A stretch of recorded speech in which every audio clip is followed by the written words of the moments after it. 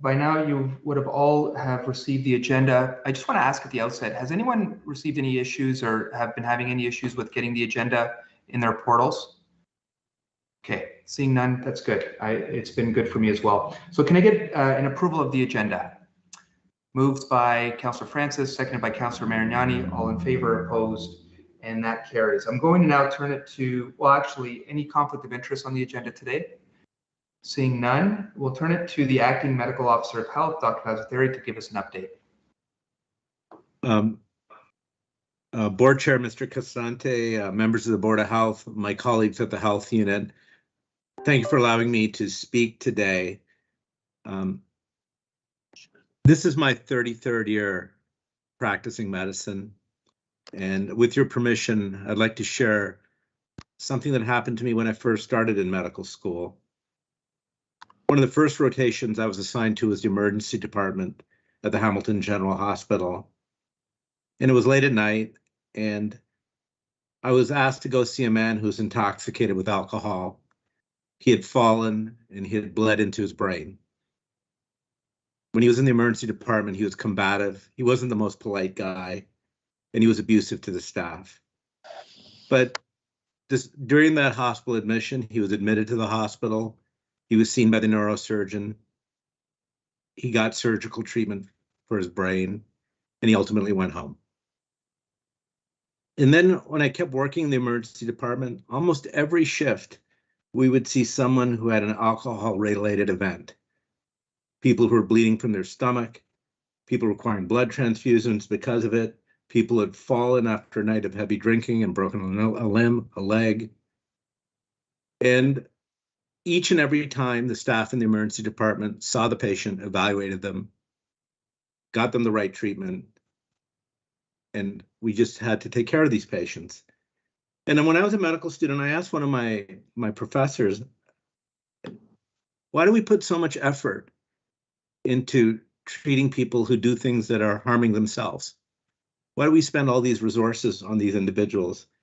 And my teacher, like a good teacher, without any judgment of me, said something, and I always remember this. He said, as doctors, we treat the patients as they come. We treat the patients as they come. And what he was saying is we treat them without judgment. And he went on to explain to me, we're here to help the people in the emergency department. However they turn up, we're going to try our best to help them.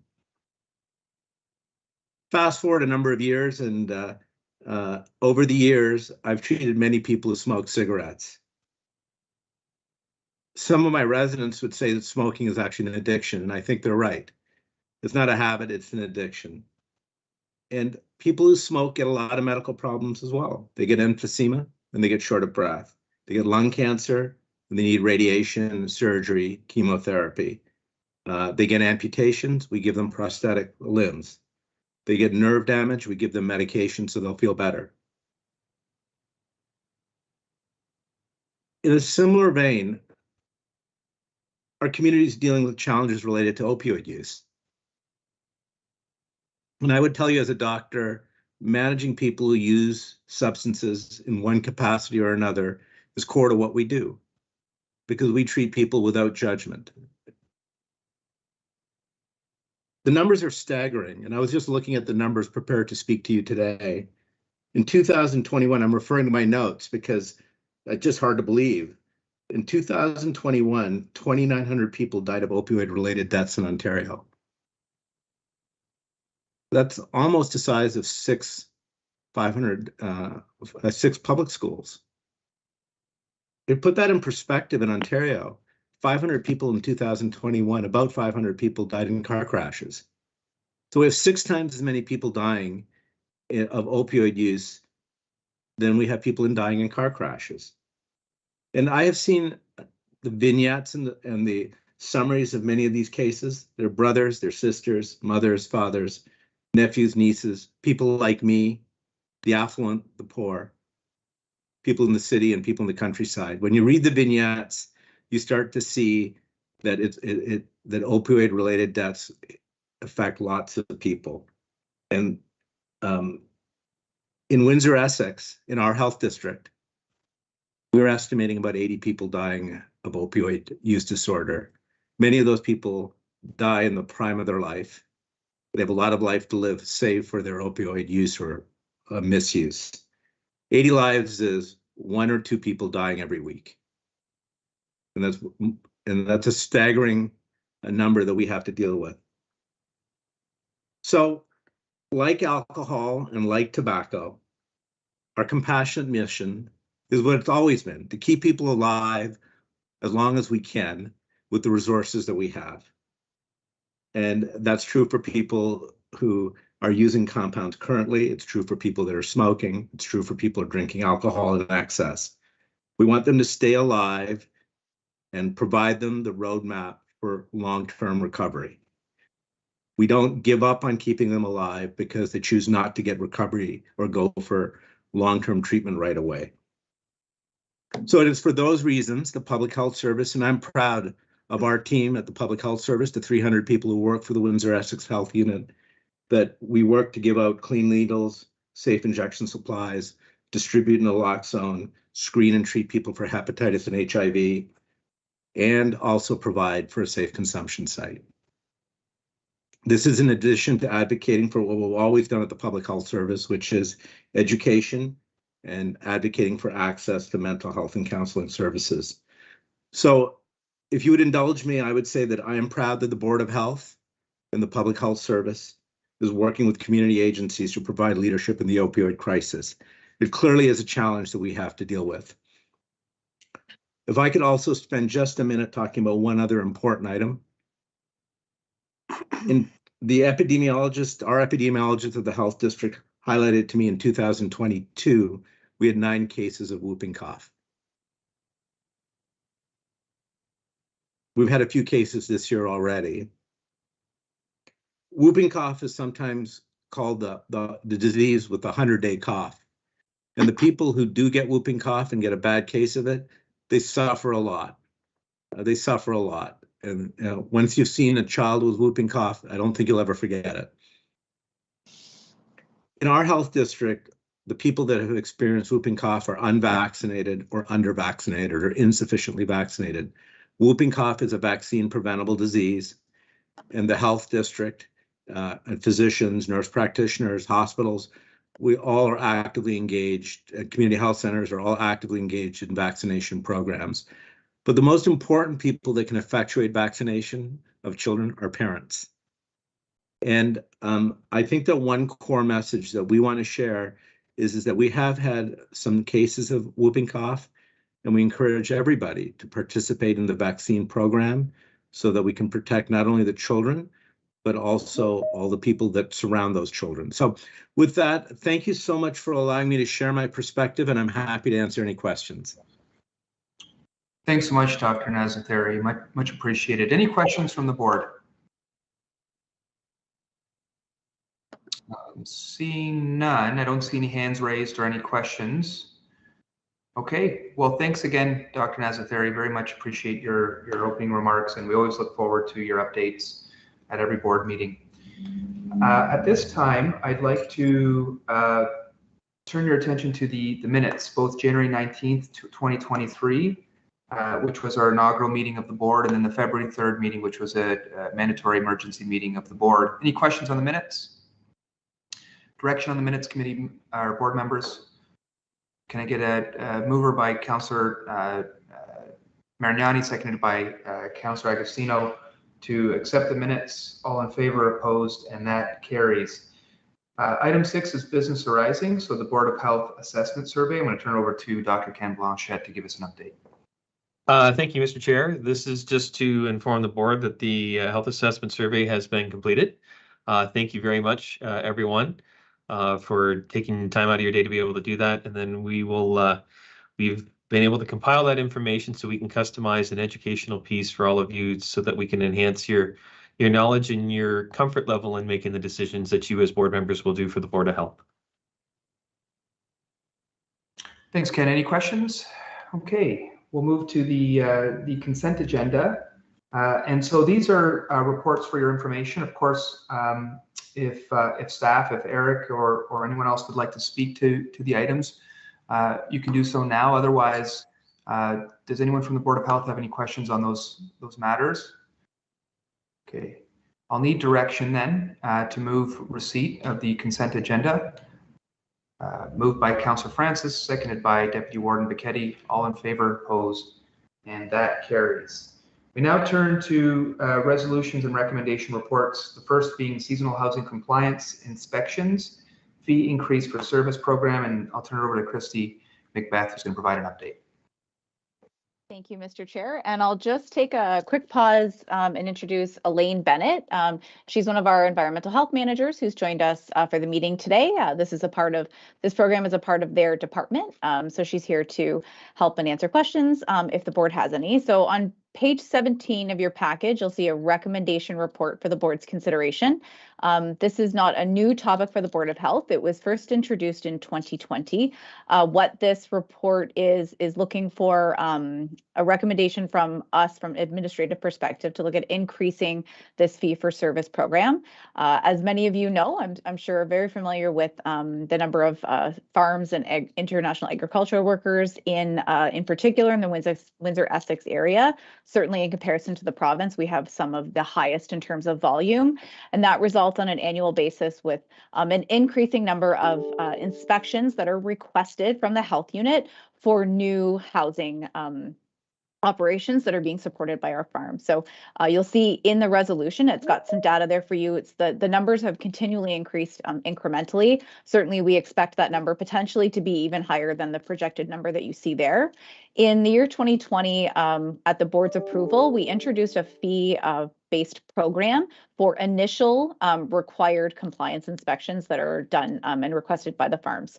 This was really a cost recovery to help support this growing demand and strain on health unit resources. This does currently support a portion of an FTE as a part of our environmental health program. And given the continued demand and volume increase in these inspections on an annual basis, we've also looked at other health units in other jurisdictions and what the average cost that others are charging for this type of request for an inspection. And we are suggesting and recommending an increase of $25 to that annual request from the farm. So that would be an increase from $75 to $100 for this year and moving forward. We do have a communications plan in place, so that would go out in advance of implementing any additional fee for the service. But we do think based on a look and a scan of what's happening within the province and certainly what's happening locally, we think that and we would recommend this request be considered for the board's approval.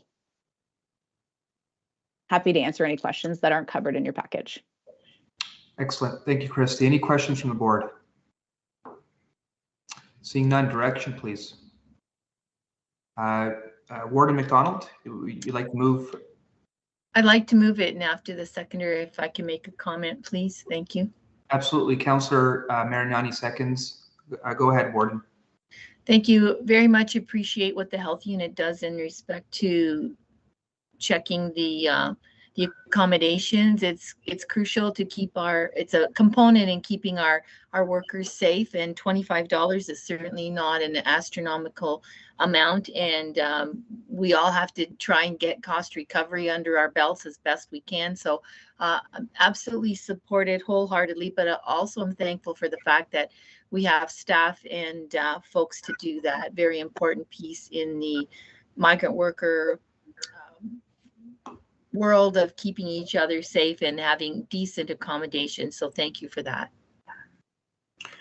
Thank you, Warden, and certainly your perspective and insight on this carries a lot of weight. So we thank you for the support and for your insight. Any other questions or comments from the board? Okay, seeing none, we got a motion. All in favor? Opposed, and that carries. Now we get to matter 9.2, which is the Safe Point Consumption Services at 101 Winehouse Street East, with an update from Dr. Blanchette. Thank you, Mr. Chair. So in your package is the resolution that we had done on our February meeting, our February 3rd meeting. I did want to update our board that our municipal partner, the City of Windsor, has reached out for further information regarding the financial piece. So we have been working with the administrative staff at the City of Windsor to provide them all the information that they are requesting. And we will also make ourselves available in attendance for the February 27th council meeting so that we can answer any questions. Thanks, Ken. Any questions on that item? Councillor Francis? Thank you, Chair. Through you to Dr. Blanchette. Ken, where are we with federal approvals? Right now, we are looking at, we've been in contact with them on that piece, and we're looking at a tentative date beginning of March to have the inspection. So potentially getting approval from the feds in March. Potentially, it depends on the length of time after the inspection. It can be up to 30 days. It could be a little bit shorter. Okay, and as it relates to federal and then provincial approvals, I know we're thinking mid-summer for provincial approvals, but is there an opportunity to get that done even quicker? Hypothetically speaking, say the feds give us approvals in March, is there anything to stop the province from also giving us approvals in March or in April? No, there is nothing that would stop them from doing that. They do operate on different timelines for the approval process. And I think what we put in our resolution for the advocacy from our community and our MPs and our municipalities, I think that might be able to present some leverage on the speed of that. But I can't say that with any guarantee. Right. Okay. Thank you. Thank you, Chair. Thanks, Councillor. Any other questions on this item? Okay, Councillor Agostino. Dr. Blanchette, what is the province's what role in this besides, do they do an inspection, or like what does it take for them to come forward and say, you're good to go, or we'll get you the funding? Like, what are they looking for? What are the particulars they're looking for? So that's a very good question. That's a very robust process. The application itself is close to 400 pages that we send through, and I have to say the package that we sent is very robust in that piece. The differences between the two is that the federal will have an on-site review to see the layout and the flow, the open sight lines, and in that nature. And how those two pieces work is once the federal physical site is done, the provincial does not have the physical site. You need the federal one. Well, you don't need the federal one first before the provincial, but it aids the process. Because if you don't have the federal one first, the provincial one will be delayed until they can confirm certain pieces with the federal. So that's how the prior administration and the prior board had planned that piece out, so that it would flow fairly well, and allow that piece to happen like in that timeline. The federal application takes far less time than the provincial. Provincial, from what we've heard, has been approximately a year. And those with a federal application have fallen within that. Federal site first have fallen within that average. Those without a federal application have taken longer with the provincial application. Thank you. Thanks, Councillor. I see Councillor Marignani. And just one more question through you, Chair. How confident would you say we are to meeting all the criteria, both at the provincial first and secondary, the federal level at this point in time? What's your confidence level in achieving that criteria, which we need in order to open it? I feel very confident right now. Even the discussions that we've had with the members of the provincial application and the federal application, things are going very well throughout the process. Anytime they ask us for questions, we are quick to respond for any clarification points. And that dialogue that we've had so far in the process has been very positive. Very good to hear. Thank you very much. Thank you, Councillor. Any other question? Oh, I see Warden McDonald. Okay, you got to remember, Dr. Blanchette, I'm the newbie here, okay? So sometimes you have to do the keep it simple, silly person. So just the financing of this. So when the feds come in, because we're looking to open in when, if you don't mind explaining that piece again, just as a reminder, we're looking at opening the site when? We're looking at opening the site in March sometime. That was our projected goal.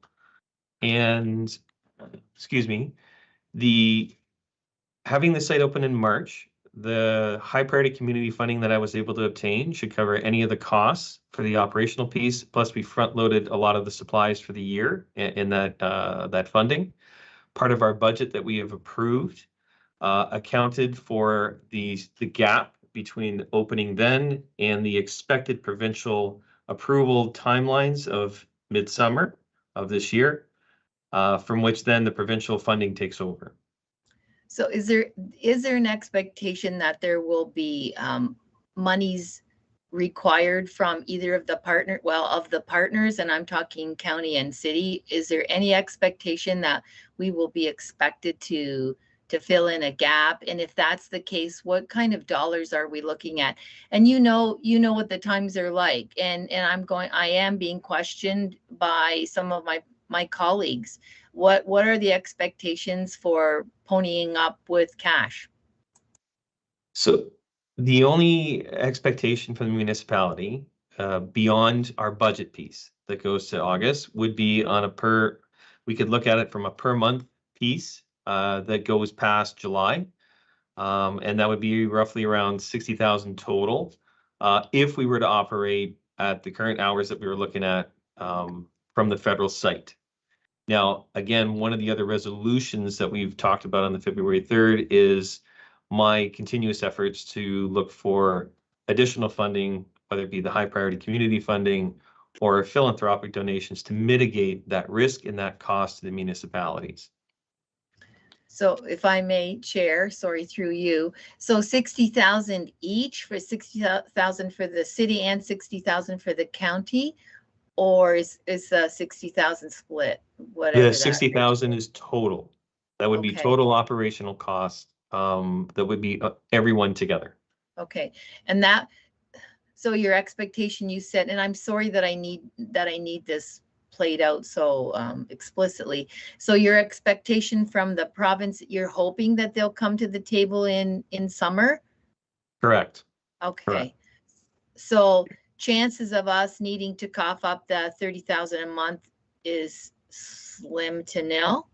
If you I were can't say slim to nil, right? It really Okay. depends on the provincial. We've asked the provincial folks to give us some specific guidelines on time.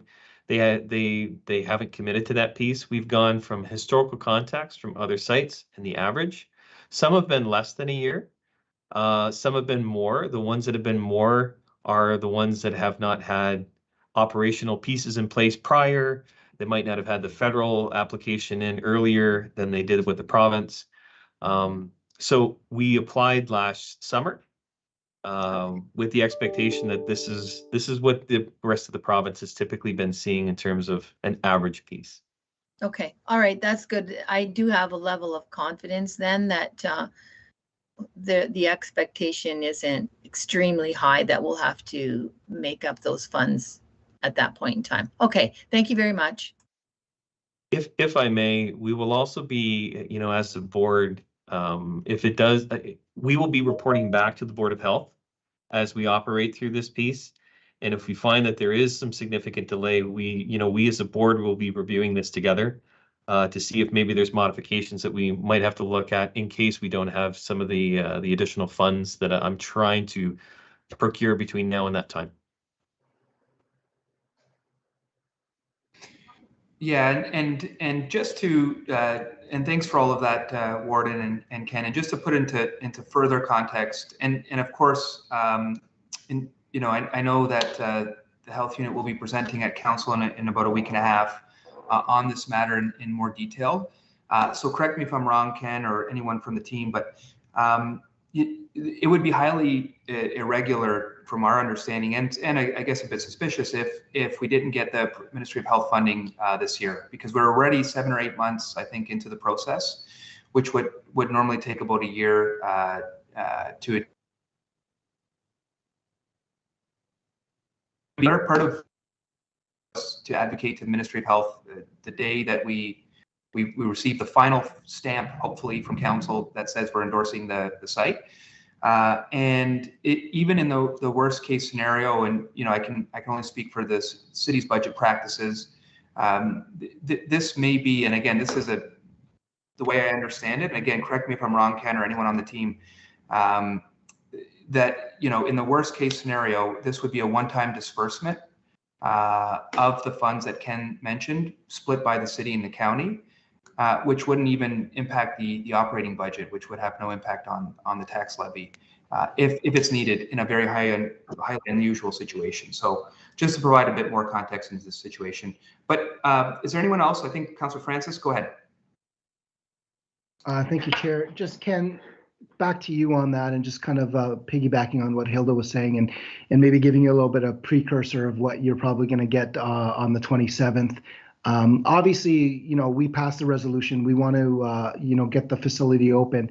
From a procedural standpoint and an operation standpoint, with waiting for federal approval, then provincial approval, and then potentially filling in the gaps, what, I guess, would it make sense to wait until we receive provincial funding and then have it open? Or for whatever reason, we open it in March, right? We fill in the gaps until August, and then we go back to the municipalities and say, well, we need more. What happens if the municipalities say, no, there is no more? Is there a potential to close the facility in August or September? Or under the legislative practices where the health unit operates under their budget, it just stays open anyway, and then we'll deal with that in 2024? How does that work from a procedural standpoint and from an operation standpoint? Because you don't want to open something, close it, and then open it again. You don't want that disruption of service. So I guess what is the best way that when we open this facility, it stays open? I think I would ask Eric to chime in to see if there's any regulatory pieces on the federal application that once it's open, if you shut it, if it caused any issues. I don't believe so, but Eric, do you have any knowledge of that piece? I would say, and through the chair, we are required to notify the federal government of any sort of unplanned closure of the site. What I will say is that operating under the federal approval does seem to, based on the data we've collected from our partners in the province, expedite potentially the provincial approval. Those who have seen approval on a shorter timeline have operated under the urgent federal model prior to doing so. But I'm not certain that answers your question, Councillor. You could, perhaps if it doesn't, you could restate. Yeah, if I may, I might be able to answer that last piece for you, Councillors. One of the pieces that we want to be able to do once we open up is to continuously review and provide that feedback to the board. For us, it's about opening up and saving as many lives as soon as possible in that aspect. And if we find that there might be a shortfall of a month or two, maybe if we're waiting for the provincial, we could also look at the hours of operation to try to maximize efficiencies and reduce some of those pieces, but still remain open to be able to achieve our effectiveness, but perhaps have a lesser tax levy or a lesser levy on the municipalities to be able to operate. So there's a lot of possibilities, I think, in the exploration thing. For us, you know, we've been going by the previous motions and from what we've been looking at here, and our focus has really been about opening to help as many of our folks with those addictions as soon as possible. Okay, but that's contingent on the federal approval, which we haven't received yet. Correct. We've had the conversations where we've set up that tentative meeting. They very well could come in and say, make a few changes here or there, or they could come in and say, you're good to go. We feel very confident in what we've put together and what we submitted and the site plan, or not the site plan, but the context of how the flow is in the building and the security piece, that we will get, we feel very confident in that application that we'll get the approval rather quickly. In March. In March, yes. Okay, thank you. Thank you, Chair. Thanks, Councillor. Good questions. Any other questions of, Councillor Agostino, go ahead. Thank you, Chair. Dr. Blanchet, you brought up a point that I was just about to bring up, but I want to kind of expand on it. I know that the number one goal here is to help as many people as possible as quickly as we can. But to back up the car a little bit, I think is the number one goal to achieve that, to get the license.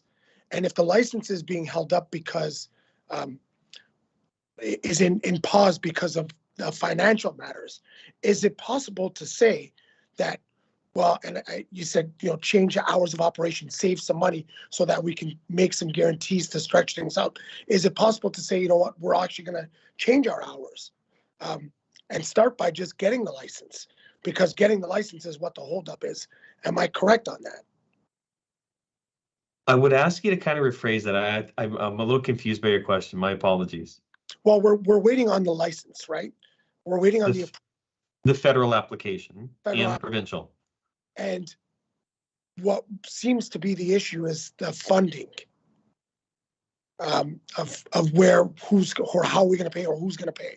Is it possible, as you brought up, to actually change the hours of operations of the CTS side of SafePoint so that we save some money, so that we can say, once we acquire the license, right? Is getting the license the most important aspect of this, which it seems like it is. Okay. We can make some shifts in where money's going so that we can wait till the provincial funds come in, but at the same time operate on a shorter budget by, less hours, cutting some corners here and there. Because at the end of the day, getting the license is what we're trying to achieve right now, getting the approval. Sorry, I say license, but getting the approvals. That's where I was a little bit confused. So when you reference in the license, you're talking about the provincial application piece. Correct. The full funding. Okay. Correct. Part of our application is we did submit that for the federal as well. The research that we've done said the optimal hours would be what we have submitted. I want to say it was 10 until 4 or 5. Eric, correct me if I'm wrong on that piece. Sorry, the hours of operation, Ken? Yes. 10 to 6. 10 to 6. We feel that it would be a good idea to go and operate with what we have submitted and what we felt, or what we had determined was the ideal piece, and that our recommendation would be to review that if come June and July and we have our communication with the province is that we're not near the end stage, have those conversations about what it looks like. Now it could come back, Councillor, that we could have a tremendous amount of usage out of there, that perhaps reducing the hours would not be a great idea either, and that piece. So our focus from our piece, again, we want to be able to be respectful of the finances in that as well, but also we're opening up the doors based on the data that we've seen. This would be the optimal. However, the entire project itself is always going to be under review for optimization, for impact, with community concerns as well. We fully plan to adopt our operational pieces in this to make sure we have the highest level of efficiency, the highest level of respect for our community partners in the area, and for the businesses and citizens around it as well. Thank you. And thanks for that. And I guess just to kind of cap it off a bit here, and Councillor Agostino, if I could just insert myself in terms of what you're trying to get to. At the end of the day, we have discretion. So for example, we may learn through the opening of this that we may need to change the hours because we're seeing more people coming in after 6 or wanting to come in after 6, for example. We have full discretion on how we operate this, whether it's cutting hours, whether it's expanding hours, whether it's whatever we decide to do. We're not locked in. Is that correct, Ken? Correct. Okay, good. I think it's an important piece, because being adaptable and having the ability to be adaptable in light of a lot of things, in light of service delivery, in light of financing, in light of a lot of things, I think is important. Any other questions of administration at this time? Seeing none, direction please just to receive this update. Moved by Councillor Francis, seconded by Judy. Thanks, Judy. All in favor? Opposed? And that carries. So let's get to the new business. Again, I'm going to turn it over to Ken for the CEO report. Thank you, Mr. Chair. I want to be able to provide at least a verbal update on some of the other projects and priorities that we've been working on. One of the elements that I've talked to the board about in the past is having a higher profile with the province in terms of our involvement with health matters. And I wanted to inform them that I was contacted by the Deputy Minister of Mental Health and Addictions, Minister Tobolo, to participate on a provincial mental health and addictions table as one of the representatives for the province. So I'll be starting with that in the next few weeks. I also wanted to update everybody on the University of Windsor. That project is as well, not just the move, but the partnership. Dr. Gordon and myself have been able to establish a steering committee. We've had a tremendous amount of interest from both sides, as well as community partners for research initiatives and a lot of other initiatives that we feel is going to enhance our ability to provide public health measures across Windsor-Essex community. And we are using that committee to prioritize these so we can have some wins even this year before the move even occurs, as well as some long-term goals. And we are also going to be participating. We will be bringing 3 or 4 agenda items to a think tank, which the university professors as well as community partners will participate in. Key elements that we are bringing forward that we feel are going to be able to enhance our ability to provide, again, public health content and care to our community. We've also been approached, was contacted by our acute care hospital and our Windsor-Essex OHT to help and assist with the asylum, those seeking asylum here in Windsor-Essex. And we will be part of that team on the ground to help administer vaccines and also family care as well. So again, our partners reached out to us, and as a good partner, we are there to assist them in any way we can. So with that, through you, Mr. Chair, I'll open it up for any questions. Any questions from the board? Seeing none, I just want to congratulate Ken for the appointment. I think it's well earned, and it's gonna be wonderful to have that representation, that local representation at the ministry level. So congratulations, Ken, on that. And I guess I'll turn it over to you again, Ken, for the Board of Health orientation, the orientation modules. You want to give us an update?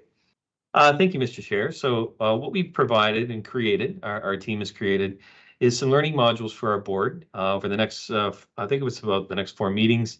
So learning pieces based on the feedback that you provided us on your level of comfort for all of our elements. And it will be going out to you in a link to be able to participate. It should not take more than about a half an hour, but it's there. It's been created for you to provide you the education on areas that you have identified as gaps. And we will be open and available if you have any questions or comments for that. But we feel that it'll help you and put you more at ease and in your decision making as our Board of Health members here. So with that, I'll open it up to any questions. Any questions? Seeing none, can I just get direction to accept these 2 reports from the CEO? Moved by Judy, seconded by Mayor Prue. All in favor, opposed, and that carries. I need a motion now to move in camera. Moved by Councillor Francis, seconded by Councillor Marignani. All in favor, opposed, and that carries. And I'll wait for Leanne to give me the green light when we're good to go.